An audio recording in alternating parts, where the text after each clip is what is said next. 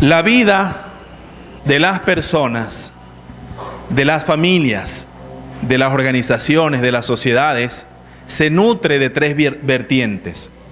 Se nutre del pasado, todos tenemos un pasado, que nos vincula a una familia, a una tradición, a una identidad, pero también la vida se nutre del presente, de lo que estamos luchando, de cómo lo miramos y cómo lo tratamos. Y la vida también necesita de una proyección futura, de una esperanza, de cómo miramos, cómo aguardamos, cómo esperamos. Les acabo de decir antes de orar que cada uno de esos tiempos nos aporta, pero también a veces nos pesa. Y a veces tenemos la idea de que ciertas situaciones, ciertas experiencias y ciertas personas se quedaron en el pasado. Pero ¿qué pasa cuando somos sorprendidos al reencontrarnos con eso? Y nos damos cuenta que algo que pensamos, que experimentamos, o una persona incluso, vuelve y se aparece. El caso de hoy en la vida de José es así.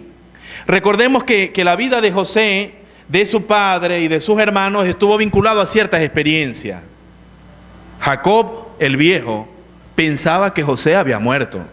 Eso fue la trama y fue el discurso que le dieron los hijos, que un animal del campo lo había destrozado. Y el viejo todavía sentía eso. Un hijo que había desaparecido de esa manera traumática, supuestamente. José, hacía mucho tiempo que no sabía de sus hermanos. De hecho, cuando viene el reencuentro a partir del capítulo 42, como veremos en breve, una de las cosas que pregunten adelante es: ¿y el viejo vuestro padre, el anciano, todavía vive? Y luego pregunta: ¿ese hijo menor de ustedes llamado Benjamín, lo pueden traer? Y los hermanos todavía lidiaban con su pasado, porque ellos recordaban: no fuimos buenos, hermanos, con lo que le hicimos a nuestro hermano. ¿Qué hacemos nosotros entonces cuando viene el pasado? Por eso he titulado el mensaje: ante el reencuentro con el pasado, asume tu parte. Y quiero que leamos acá, en el capítulo 42 de Génesis, si ustedes me pueden seguir, vamos a leer algunos versículos de este capítulo.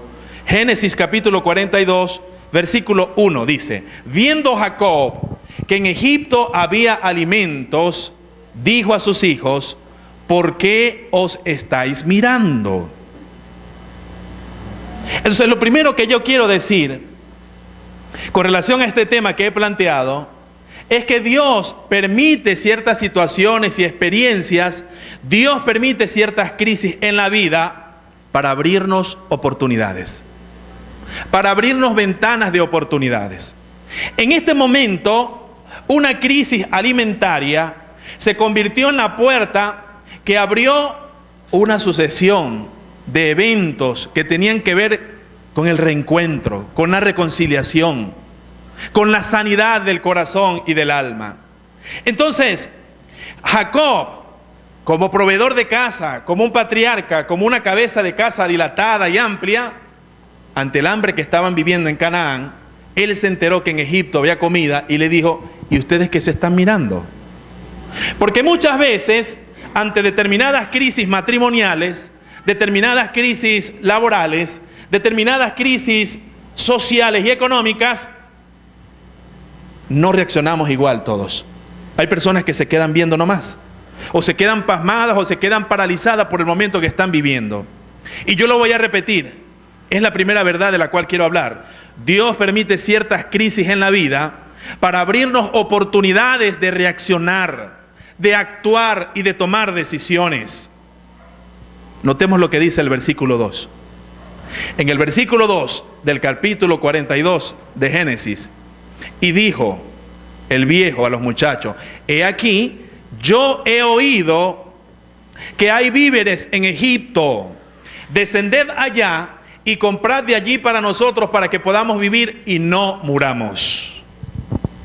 Dios permite ciertas crisis en la vida para que nosotros comencemos a buscar los víveres del alma, comencemos a buscar los recursos necesarios. En este caso, la acción sabia era: vayan donde hay comida y busquen comida para que no perezcamos.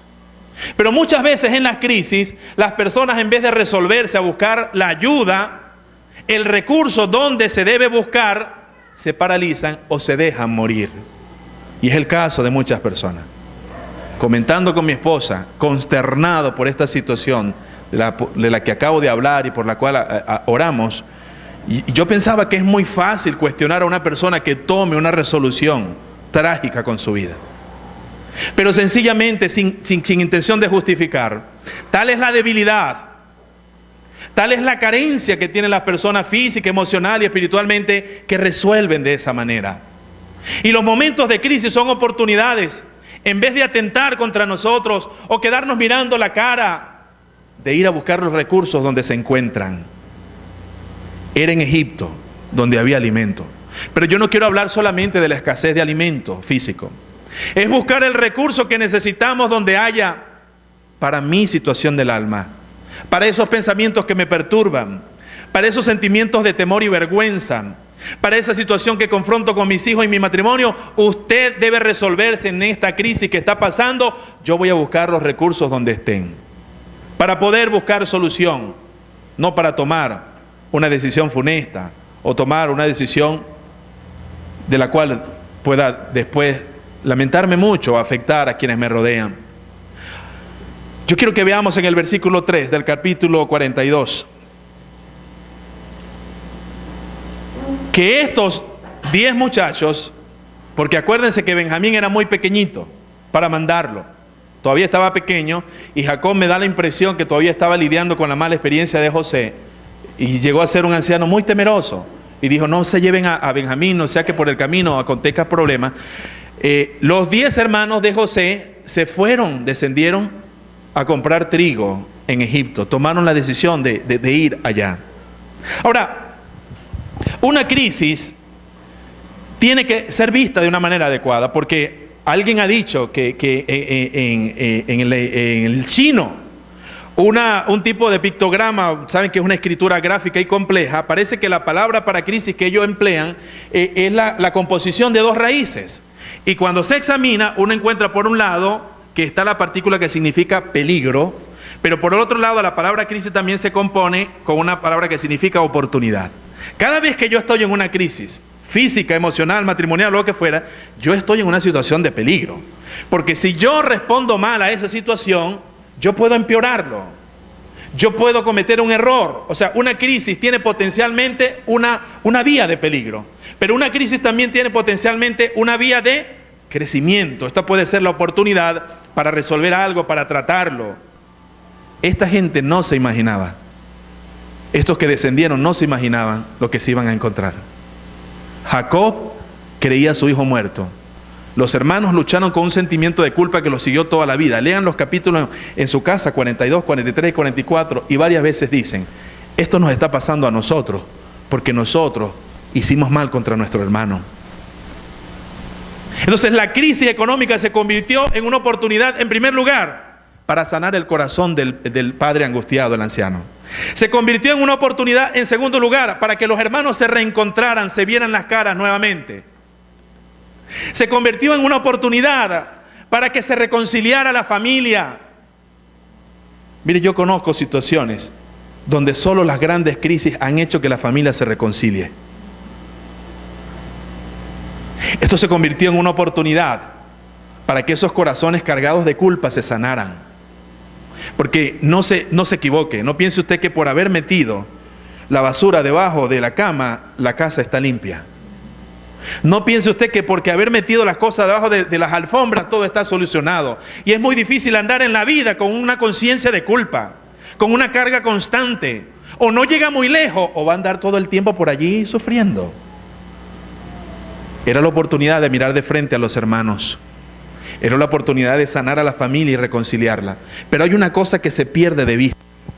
Esta crisis alimentaria, por lo que en la superficie parecía una crisis de alimento, se convirtió en la excusa de Dios, entre comillas, para enviar al pueblo que saliera de Canaán y terminar en Egipto, porque ahí en ese lugar el pueblo iba a crecer, se iba a convertir en una amenaza para el imperio egipcio, los iban a esclavizar y Dios los iba a sacar de allí hacia la tierra prometida, los iba a llevar a un Sinaí donde le iba a dejar ley, iba a formar un pueblo de donde nos vendría ¿quién?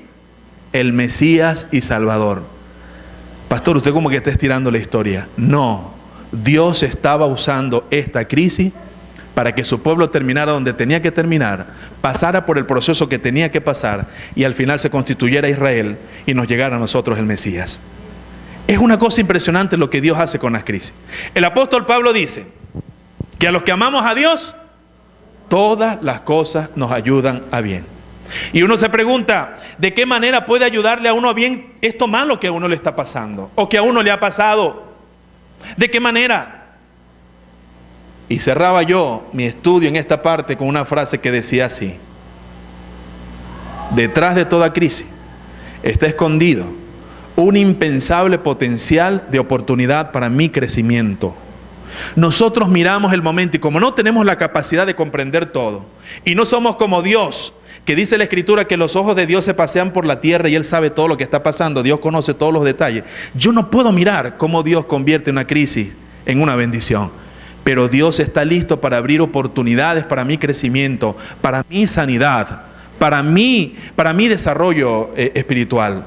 Ustedes saben, guardando las distancias, cómo las naciones que han pasado por las peores crisis, a partir de allí han encontrado los recursos y los elementos para levantarse como el ave fénix, para salir adelante, porque no es sino hasta que tocamos fondo que nosotros podemos encontrar una oportunidad de salir a flote. Y alguien me dirá, pero bueno, pastor, ¿hasta cuándo? Como aquel dicho que dice que mientras el palo va y viene descansa la costilla. Un poco cruel, como que es mucho, ¿no? Como que no es demasiada crisis. ¿Hasta cuándo? Pero no lo sé. Yo no le puedo responder lo que algunos hermanos me preguntan. Lo que sí puedo decirle es que Dios puede convertir una situación adversa en una oportunidad de bendición y crecimiento para nuestras vidas. Y eso es lo que tenemos que orar. Señor, enséñame a ver en medio de esta crisis qué es lo que tú quieres que yo vea. En segundo lugar, Dios permite ciertos reencuentros con el pasado para sensibilizar nuestros corazones, para traer conciencia a nuestras mentes.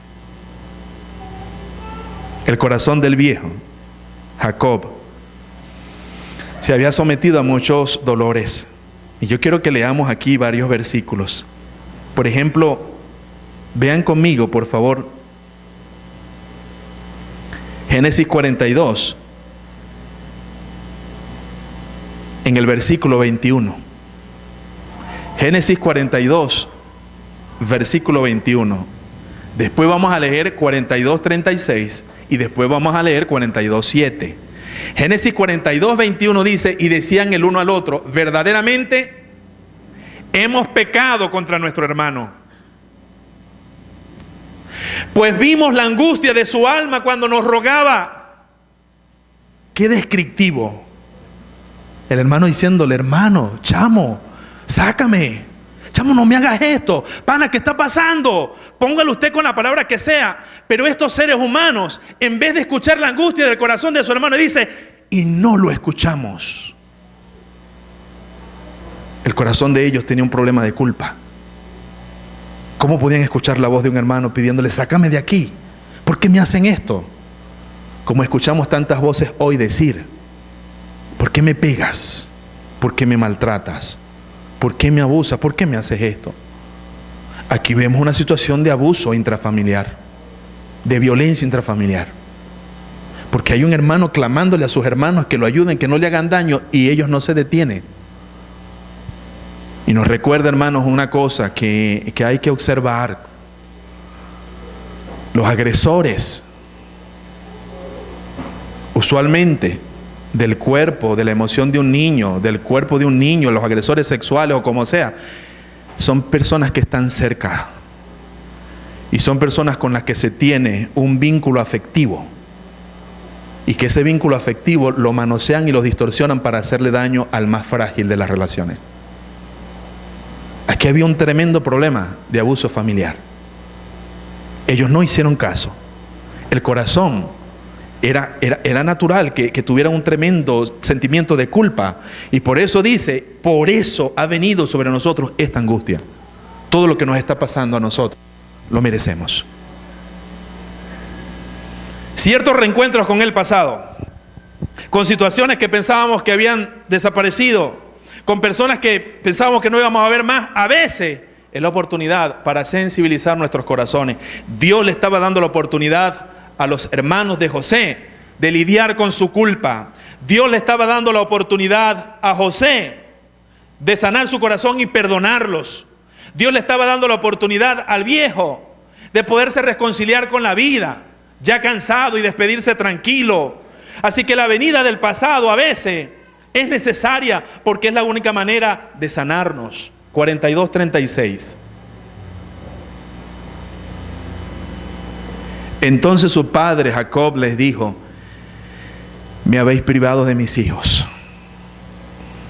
Yo no quiero exagerar ni ser histriónico, ni quiero que ustedes manipulen nada por el estilo. No es sugestión, pero uno tiene que hacerse el cuadro. Un viejo cansado diciendo: mira, José no parece, ni Simeón tampoco, y a Benjamín le llevaréis. Contra mí son todas estas cosas.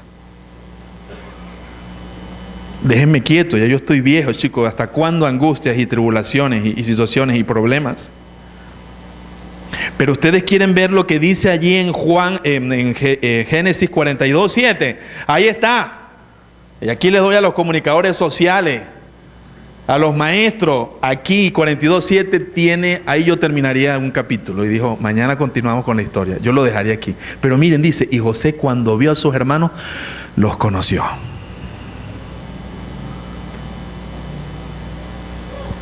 Sudor, se dilatan las pupilas, el corazón palpita con rapidez. Todo el mundo metió en la cosa. Y dice: mas hizo que no los conocía y les habló ásperamente y les dijo: ¿de dónde habéis venido? Ellos respondieron: de tierra de Canaán, para comprar alimento. Y comenzó la trama del costal, comenzó la trama del dinero en la bolsa, comenzó la trama de la copa del rey. Comenzó toda esa trama tan complicada que no era sino remover para poder sanar, remover para poder tratar y definir el asunto. Dios concede eso para sanar nuestras experiencias, para sanar nuestra vida. Yo creo, hermanos, que con relación al pasado, por eso leímos 2 Corintios 5:17, si recuerda. Siempre el versículo que leo al comenzar tiene algo que ver con lo que vamos a celebrar, adorar y considerar. Por eso estemos muy atentos, porque dice: de modo que si alguno está en Cristo, las cosas viejas pasaron y aquí todas son hechas nuevas. Yo me preguntaba con honestidad: ¿qué significa eso de estar en Cristo? ¿Quién está en Cristo? En segundo lugar, ¿qué significa que las cosas viejas? ¿Qué son las cosas viejas? ¿Y qué dice que pasaron?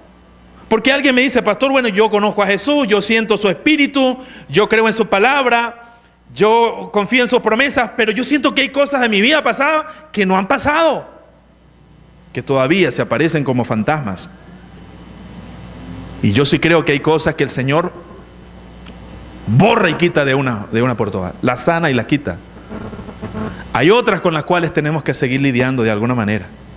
Y hay otras que hay que llevarlas en la vida como un aguijón, porque el Pablo le dijo, 3 veces le pidió al Señor que me quite esto, que no sabemos qué era, y el Señor le dijo, ¿qué? Bástate mi gracia, porque mi poder se está perfeccionando en tu debilidad, en esa situación, en esa circunstancia. Yo sí creo que la condenación eterna ya ha pasado. Un cristiano no puede seguir temiendo a la condenación eterna. Un cristiano tiene que saber que fue justificados pues por la fe, dice, tenemos paz para con Dios por medio de nuestro Señor Jesucristo. Y dice que hemos sido justificados, declarados justos y limpios de toda. No hay ninguna condenación para los que ahora están en Cristo Jesús. Él quitó nuestra rebeldía, Él quitó nuestro mal, pero todavía hay cosas que tenemos que nosotros seguir llevando a la fe del Hijo del Hombre. Dice, con Cristo estoy juntamente crucificado.